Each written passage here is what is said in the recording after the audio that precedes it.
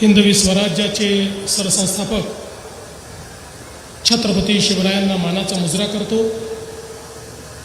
भारतीय राज्यघटनेचे शिल्पकार भारतरत्न डॉक्टर बाबासाहेब आंबेडकर यांना मानवंदना अर्पित करतो। 99व्या अखिल भारतीय मराठी साहित्य संमेलनामध्ये मंचावर उपस्थित असलेले या संमेलनाचे स्वागत अध्यक्ष राज्याचे सार्वजनिक बांधकाम मंत्री सन्माननीय शिवेंद्रसिंह राजे भोसलेजी, आमचे दुसरे सहकारी जयकुमार गोरेजी, ज्यांच्या हस्ते या साहित्य संमेलनाचं उद्घाटन आपण केलं, त्या ज्येष्ठ साहित्यिक डॉक्टर मृदुला गर्ग, या साहित्य संमेलनाचे अध्यक्ष आणि ज्यांचा उल्लेख नेहमी मी माझे लाडके लेखक म्हणून करतो असे माननीय विश्वास पाटीलजी, ज्यांनी आत्ताच आपल्याला मार्गदर्शन केलं, त्या 98व्या अखिल भारतीय मराठी साहित्य संमेलनाच्या अध्यक्षा डॉक्टर ताराबाई भवाळकर, मंचावर उपस्थित आमदार अतुलबाबा भोसले, आमदार मनोज घोरपडे, नगराध्यक्ष अमोल मोहिते, प्राध्यापक मिलिंद जोशी, श्री विनोद कुलकर्णी, श्री शिवाजीराव कदम, श्री गुरैया रेस्वामी, श्रीमती सुनीता राजे पवार, श्री नंदकुमार सावंत, श्री फारूक कुपर, श्री पलकुंडवार, श्री संतोष पाटील, श्रीमती याशनी नागराजन, श्री तुषार दोशी, श्री धैर्यशील कदम, मंचावरील सर्व मान्यवर आणि या ठिकाणी उपस्थित सर्व अतिशय रसिक असलेल्या मराठी भाषेवर प्रेम करणाऱ्या माझ्या सर्व माता भगिनी आणि बंधूंनो, आत्ता नुकताच या ठिकाणी मावळत्या संमेलन अध्यक्षांनी नवीन अध्यक्षांना पदभार दिला। किती चांगला हा कार्यक्रम झाला। त्यांनी यांच्या हाती राज्य सोपवलं, यांनी ते स्वीकारलं, सगळ्यांनी टाळ्या वाजवल्या। असंच जर राजकारणातही होऊ शकलं तर किती चांगलं होईल। पण ठीक आहे, मला असं वाटतं की किमान साहित्य क्षेत्रात हे अजून होत आहे, हे असंच होत राहावं ही खऱ्या अर्थानं माझी अपेक्षा आहे। आज साहित्याच्या या महाकुंभामध्ये सर्व सारस्वतांना या ठिकाणी मी प्रणाम करतो। छत्रपती शिवरायांच्या आशीर्वादाने स्वराज्याची भूमी असलेल्या या सातारा नगरीमध्ये हे साहित्य संमेलन होत आहे, ही खरोखर अतिशय आनंदाची गोष्ट आहे।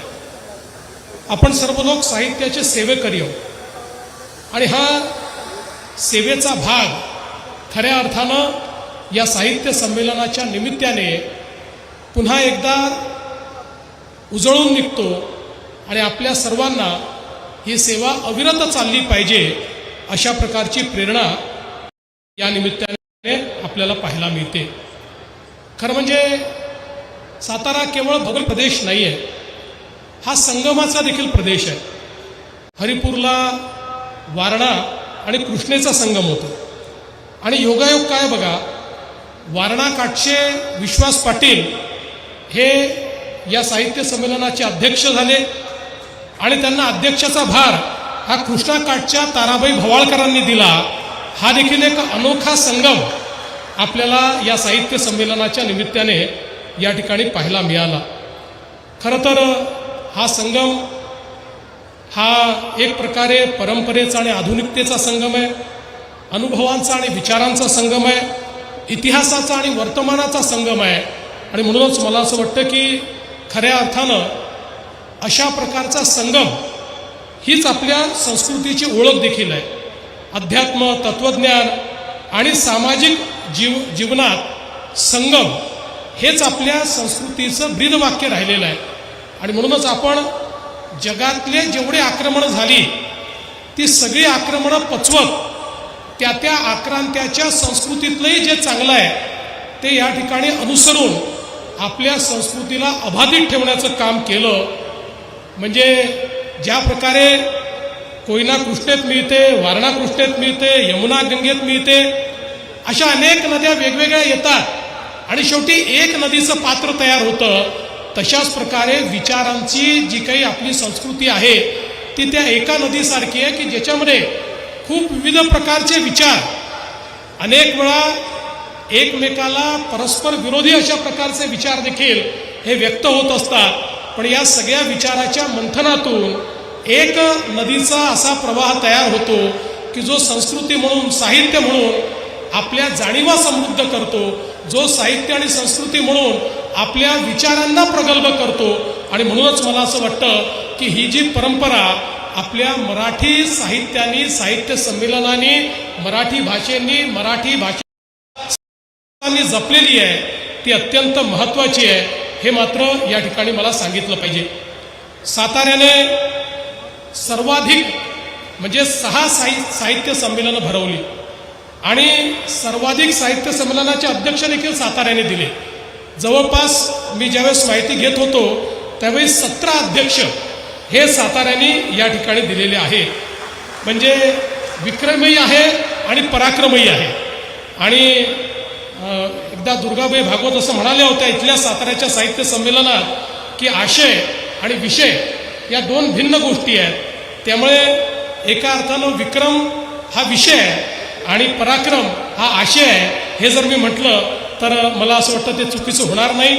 आणि खऱ्या अर्थानं साताऱ्याचा संबंध हा संमेलनाशी अतिशय ऐतिहासिक अशा काळांमध्ये राहिलेला आहे.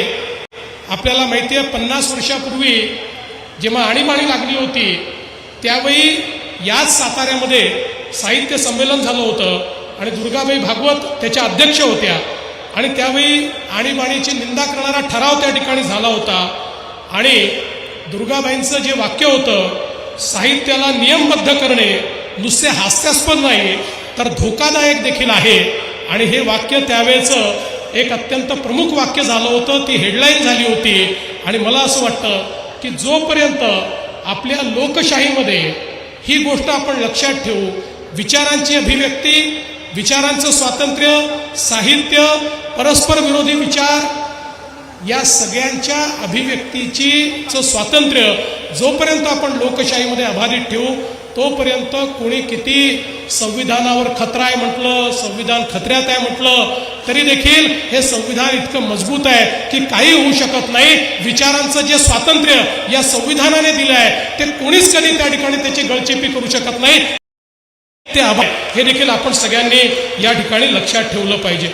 आणि म्हणून मला असं वाटतं की खऱ्या अर्थानं या साहित्य संमेलनाच्या माध्यमातून आपल्या मराठी भाषेचा विषय देखील अत्यंत महत्त्वाचा आहे. आणि या ठिकाणी जे मत व्यक्त झालं की केवळ मराठीला अभिजात भाषा जाहीर करून त्या ठिकाणी आपल्याला थांबता येणार नाही. आणि खरं आहे, पहिल्यांदा तर आपल्या सगळ्यांना हा आनंद आहे की अनेक वर्षाचा आपला संघर्ष हा देशाचे प्रधानमंत्री माननीय मोदीजींनी समजून घेतला आणि मराठी भाषा जी अभिजात होतीच परंतु त्याला अभिजात म्हणून राजमान्यता हवी होती, ती राजमान्यता देण्याचं काम हे आपल्या या देशामध्ये झालं. आता एक काम झालं आहे, आता दुसरं काम आपलं बाकी आहे. या राजमान्यतेचा उपयोग करून आपल्याला या मराठीला लोकमान्यता देखील त्या ठिकाणी सर्व भारतामध्ये मिळवून द्यायची आहे.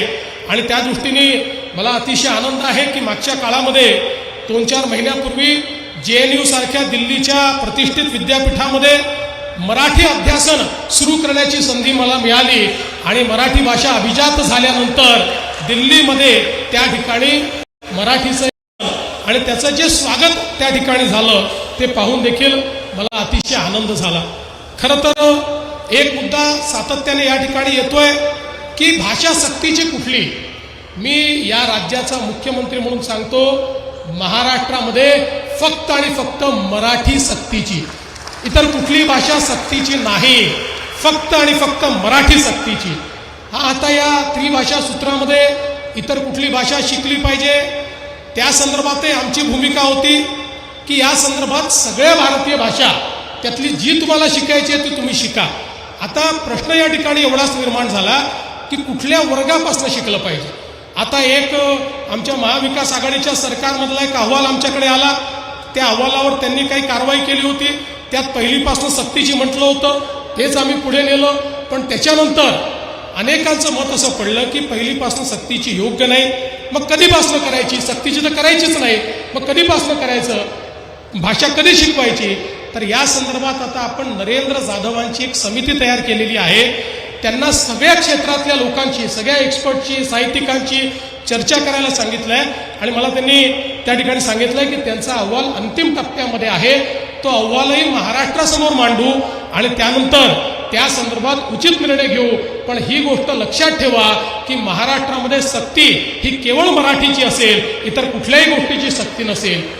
पण हे म्हणत असताना मला एका गोष्टीचं थोडं दुःख होतं, ते देखील मी मांडलं पाहिजे की एकीकडे आपण इंग्रजी, फ्रेंच, स्पॅनिश या परदेशी भाषांना पायगळ्या घालतो. त्यांच्या संदर्भात मात्र आपली भूमिका अगदी स्वागताची असते, असली पाहिजे, काय हरकत नाही, आंतरराष्ट्रीय भाषा आहे. पण विदेशी भाषांना पायघड्या घालायच्या आणि इतर भारतीय भाषांना मात्र त्या ठिकाणी विरोध करायचा, ही देखील मला असं वाटतं वृत्ती योग्य नाही आहे. सर्व भाषांचा सन्मान झाला पाहिजे, स्वभाषेचा सन्मान अधिक झाला पाहिजे, मातृभाषा ही अधिक सन्मानित झाली पाहिजे. ही भूमिका खऱ्या अर्थानं आमची सरकारची भूमिका या निमित्ताने आहे आणि तीच भूमिका यापुढे देखील आमची असणार आहे. आणि म्हणून आपल्याला माहिती आहे, खरं म्हणजे आपल्या महाराष्ट्राचा जो आत्मा गोविंदग्रजांनी सांगितला आहे, राकट देशा, कणखर देशा, दगडांच्या देशा, नाजूक देशा, कोमल देशा, फुलांच्याही देशा, अशा प्रकारचा आपला महाराष्ट्र आहे की ज्या महाराष्ट्रामध्ये सर्व प्रकारच्या वृत्ती, प्रवृत्ती, विचार अशा सगळ्या गोष्टी या एकत्रितपणे नांदतात. आणि मला असं वाटतं की प्रत्येक व्यक्ती आपला विचार हा ठामपणे या ठिकाणी मांडतो आणि त्यातनं एक विचार मंथन होत असतं. आज मला अतिशय आनंद आहे की या अखिल भारतीय साहित्य संमेलनाचं अध्यक्षपद हे विश्वास पाटील यांच्यासारख्या एका अतिशय चांगल्या साहित्यिकाला, की ज्यांनी खूप विचार प्रवर्तक आणि मोठ्या प्रमाणात संशोधन करून आपलं साहित्य लिहिलेलं आहे. आणि खऱ्या अर्थानं मी तर यापूर्वीही माझ्या अनेक मुलाखतीमध्ये सांगितलेलं आहे की ते माझे अतिशय आवडते लेखक आहेत. कारण ज्या वयामध्ये मी त्यांचं पानिपत वाचलं आणि त्याचा एक मोठा परिणाम हा माझ्याही जे काही इतिहासाची समज होती त्या समजुतीवर हा मोठ्या प्रमाणात त्या ठिकाणी झाला होता. आणि मला असं वाटतं की अशा प्रकारचे एक अतिशय सिद्धहस्त लेखक, एक साहित्यिक, एक संशोधक की ज्यांनी या ठिकाणी त्यांची पुस्तकंही बघा, त्यांनी पानिपत हे मराठी मातीला अर्पण केलं. त्यांनी महानायक हे आपल्या गुरूंना आणि गुरुजनांना त्या ठिकाणी खऱ्या अर्थानं ते अर्पित केलं. अशा प्रकारचा एक मोठा विचार ज्यांच्या ठायी आहे. आपल्याला माहिती आहे की ज्ञानेश्वर माऊलींनी देखील ज्ञानेश्वरीचं श्रेय हे आपल्या गुरूंना त्या ठिकाणी दिलेलं होतं. त्यामुळे तोच विचार हा पुढे नेण्याचं काम ते करतायत. खरं म्हणजे आमच्या मराठी साहित्यामध्ये, मराठी साहित्याला सर्वाधिक समृद्ध जर कोणी केलं असेल तर ते आमच्या वारकरी साहित्याने केलं आहे, आमच्या वारकरी विचारांनी केलं आहे, आमच्या वारकरी संप्रदायानं, आमच्या संतांनी या मराठीला खूप मोठ्या प्रमाणात त्या ठिकाणी समृद्ध केलं आहे. आणि म्हणूनच मला असं वाटतं की ही जी काही आमची मराठी आहे ही जोडणारी भाषा आहे. आम्ही मराठी आहोत म्हणून एकजूट आहोत, आमच्या मराठीमध्ये वैविध्य आहे. आणि मला असं वाटतं की ही जी काही आपली संत साहित्य आहे, या संत साहित्याने मराठी जनांना एकत्रित करण्याचा एक मोठं कार्य केलं आहे. कारण ज्या काळामध्ये आमच्या या संपूर्ण मराठी मुलखामध्ये आम्ही छोट्या छोट्या गोष्टींवर, जाती पाती धर्मावर विभाजित होतो, भाषांवर विभाजित होतो किंवा छोट्या छोट्या गोष्टींवर विभाजित होतो, त्यावेळी या सगळ्या संतांनी आम्हाला एकत्रित करण्याचं काम केलं. ज्ञानेश्वर माऊलींनी संस्कृतमधलं तत्त्वज्ञान हे मराठीमध्ये आपल्याला सोपं करून सांगितलं. संत नामदेवांनी भक्तीला एक सामाजिक आशय दिला. संत एकनाथांनी आपल्याला समन्वय शिकवला. जगद्गुरू तुकाराम माऊलींनी अन्यायाविरुद्ध आपल्याला निर्भीड अशा प्रकारचे शब्द दिले. संत चोखामळा, जनाबाई, सोऱ्याबाई यांनी अध्यात्म हे ग्रंथात नाही तर ते जगण्यात आहे असा संदेश आपल्याला दिला. आणि म्हणूनच खऱ्या अर्थानं मराठी ही केवळ भक्तीची भाषा नाही आहे, तर ती मानवी मूल्यांची भाषा आहे. आणि म्हणूनच एवढं मोठं साहित्य हे सातत्याने या ठिकाणी मराठीमध्ये तयार होत असतं. आणि तुकाराम महाराजांनी आपल्याला हे देखील सांगितलं आहे, शब्देची स्वर्ग नरक दाविती. शब्दात एवढी शक्ती आहे की शब्द हे आपल्या जीवनाचा स्वर्गही करू शकतो आणि आपल्या जीवनाला त्या ठिकाणी नरकातही घालू शकतो. आणि खऱ्या अर्थानं मराठीचा अभिमान तर आपल्याला कोणी शिकवला असेल तर आत्ताच ताराबाईंनी सांगितलं, तो आपल्याला छत्रपती शिवरायांनी शिकवला आहे की ज्या काळामध्ये स्वराज्याची निर्मिती झाली त्यावेळी स्वराज्य, स्वधर्म, स्वभाषा या सगळ्या गोष्टीचा जाज्वल्य अभिमान हा छत्रपती शिवरायांनी आपल्याला शिकवला. आणि हा अभिमान शिकवत असताना त्यावेळी जे आक्रमण मराठीवर झालं होतं ते आक्रमण दूर करण्याकरता खऱ्या अर्थानं एक अत्यंत महत्त्वाचा राजव्यवहार कोश हा छत्रपती शिवाजी महाराजांनी तयार केला. ज्या व्यवहार कोशाने फारसी किंवा अरबी असे जे शब्द आमच्या मराठीमध्ये शिरले होते ते शब्द बाजूला करून एक प्रमाण अशा प्रकारच्या मराठीचा राजव्यवहार कोश हा छत्रपती शिवरायांनी आपल्याला दिला. त्यामुळे हा जो काही मराठीचा अभिमान छत्रपती शिवरायांनी आपल्याला दिलेला आहे तो आपण कधी विसरू शकत नाही. आणि त्यानंतर अनेक मराठीच्या सारस्वतांनी या मराठीला फुलवण्याचं काम केलं.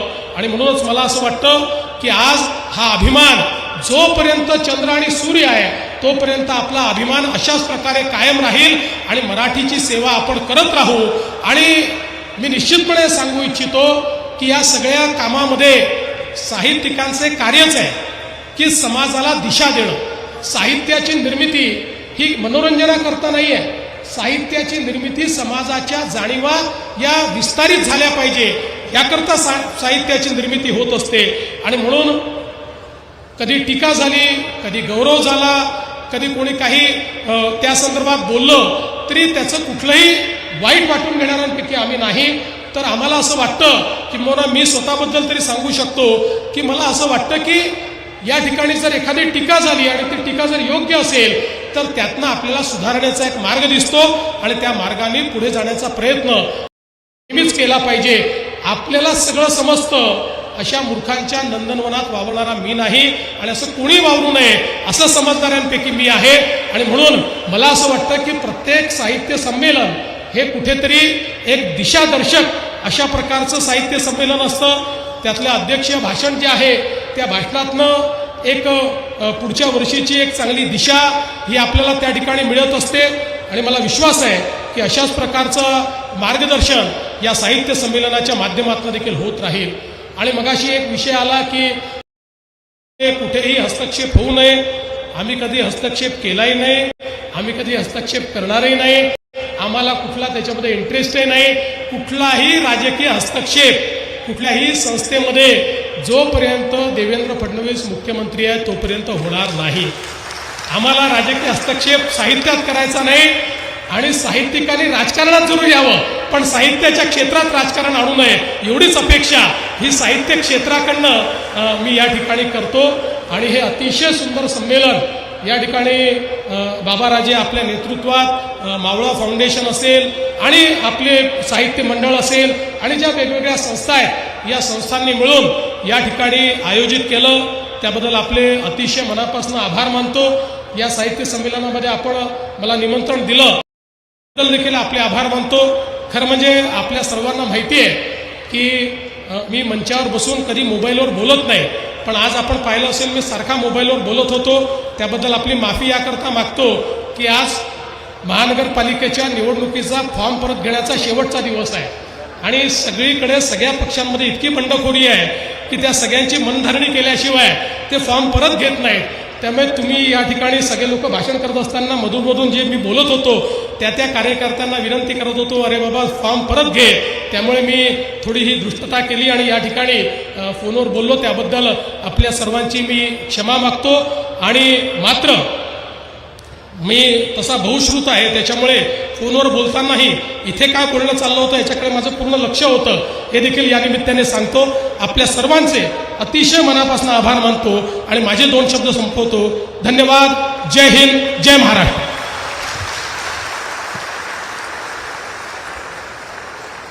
माननीय मुख्यमंत्री महोदयांचे मी अतिशय मनापासून आभार मानते आणि आपल्या सर्वांच्या